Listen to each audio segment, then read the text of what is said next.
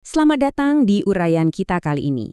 Hari ini, mari kita sama-sama duduk dengan tenang, buka pikiran kita, karena kita akan membedah secara mendalam satu persatu tentang teks yang paling agung di dalam Al-Quran. Kita nggak cuma akan sekedar membacanya loh, tapi kita bakal benar-benar menyelami makna, sejarah, dan kekuatan luar biasa di baliknya, murni berdasarkan sumber otentik dari tafsir Ibnu Katsir dan tafsir Kementerian Agama Republik Indonesia. Yuk, kita mulai perjalanan spiritual ini. Semuanya bermula dari sebuah pertanyaan yang sangat mendalam nih. Nabi Muhammad pernah bertanya kepada salah satu sahabatnya yang paling berilmu, Ubay ibnu Ka'b. Beliau bertanya, ayat kitabullah manakah yang paling agung? Awalnya Ubay menjawab dengan sangat sopan, Allah dan Rasulnya lebih mengetahui. Tapi Nabi terus mengulang pertanyaannya. Beliau ingin Ubay benar-benar menggunakan pemahamannya untuk menjawab pertanyaan penting ini. Dan akhirnya keluarlah jawaban dari Ubay, ayat kursi. Atau surat Al-Baqarah ayat 255. Mendengar jawaban yang sangat tepat ini, Nabi nggak cuma membenarkannya, tapi beliau sampai meletakkan tangannya di dada Ubay dan bersabda dengan penuh rasa bangga, "Selamatlah dengan ilmu yang kamu miliki." Nah, validasi ini tuh mengukuhkan banget kalau ayat kursi ini bukan ayat biasa. Ini benar-benar puncak keagungan dari seluruh firman Allah. Di uraian kali ini, kita punya 5 poin pembahasan. Ayat paling agung, 10 kalimat sempurna, kekuatan tanpa batas, jin dan perlindungan, serta keutamaan ayat kursi. Kita masuk ke bagian pertama, ayat yang paling agung.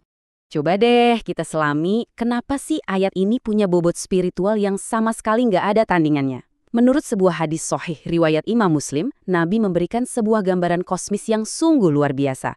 Beliau bersumpah kalau ayat kursi itu mempunyai lisan dan sepasang bibir yang selalu menyucikan Tuhan yang Maha Kuasa di dekat pilar arsy. Bayangkan itu sejenak.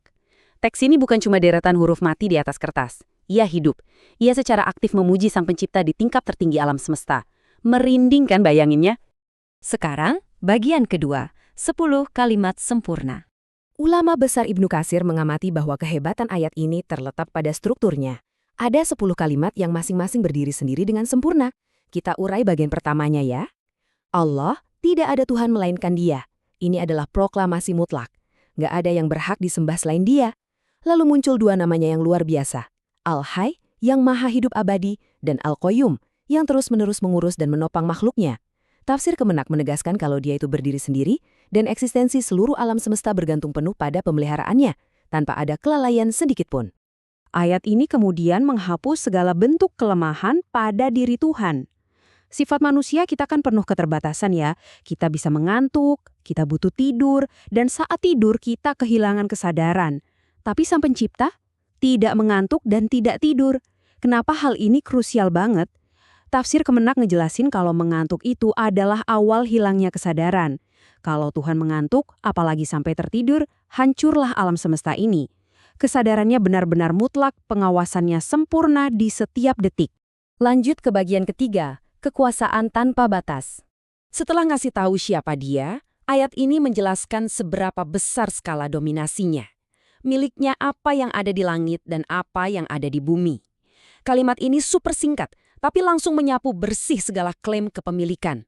Anda, saya, bintang-bintang, galaksi, semuanya dikuasai mutlak olehnya. 100%.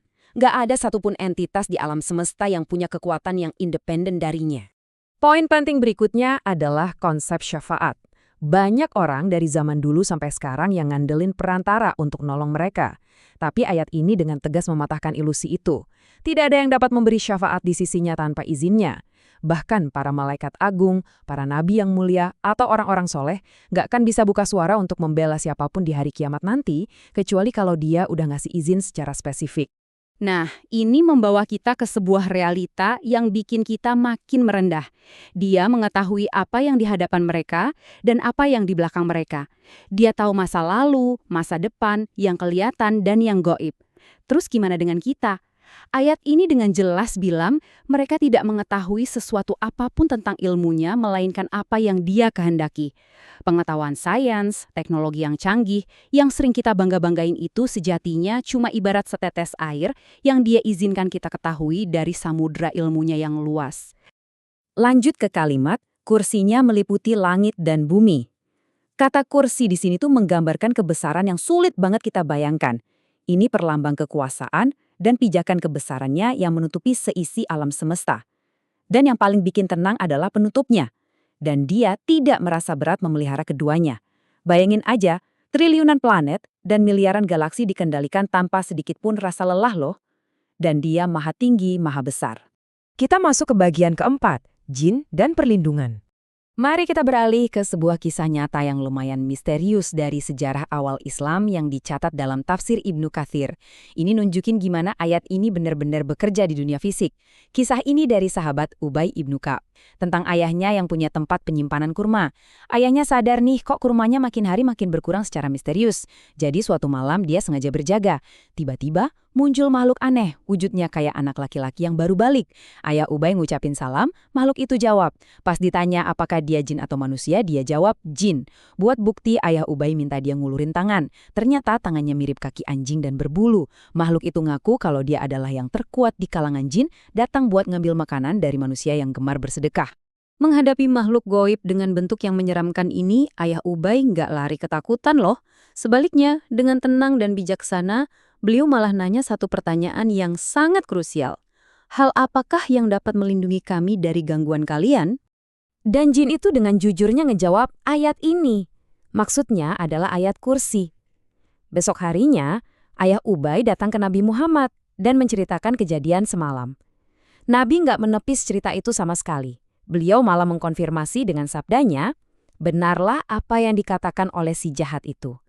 Kisah ini jadi bukti yang sangat kuat bahwa membaca ayat ini benar-benar menciptakan perisai pertahanan mutlak yang nggak bisa ditembus sama sekali oleh entitas gaib manapun yang berniat buruk. Terakhir, bagian kelima, keutamaan ayat kursi. Seperempat, angka ini maknanya besar banget. Dalam sebuah hadis riwayat Imam Ahmad dari sahabat Anas ibnu Malik, Nabi pernah nanya ke seorang pemuda miskin apakah dia udah menikah. Pemuda itu jawab belum, karena nggak punya biaya. Terus, Nabi ngingetin dia tentang hafalan surat-suratnya, kayak Al-Ikhlas, Al-Kafirun, Az-Zalzalah, yang masing-masing nilainya setara seperempat Al-Quran. Lalu Nabi nanya lagi, bukankah kamu hafal ayat kursi? Pemuda itu mengiyakan. Nabi pun bersabda, seperempat Al-Quran. Jadi, membacanya itu berarti kita udah dapetin ganjaran yang setara dengan membaca seperempat dari keseluruhan kitab suci. Luar biasa kan?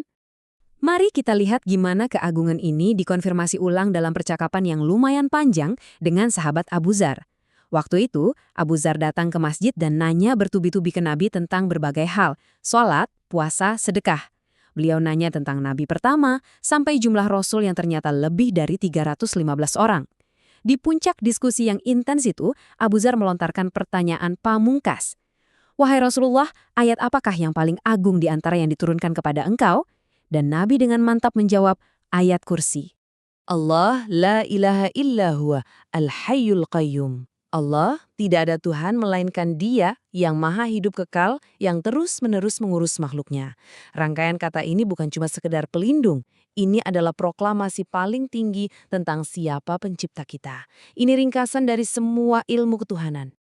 Kita sudah membahas keagungan kosmisnya, 10 kalimatnya yang sempurna tanpa celah kelemahan, kekuasaannya yang gak terbatas, sampai bukti nyata fungsinya sebagai pelindung mutlak. Nah, pertanyaannya sekarang buat kita semua. Setelah tahu kekuatan dan perlindungan absolut di baliknya, gimana ayat ragung ini bakal mengubah cara Anda melangkah dalam hidup sehari-hari? Coba deh mulai sekarang baca ayat ini dengan pemahaman yang baru dan rasakan sendiri perbedaannya di hati Anda. Terima kasih sudah menyimak uraian ini, teruslah merenung dan jangan pernah berhenti belajar.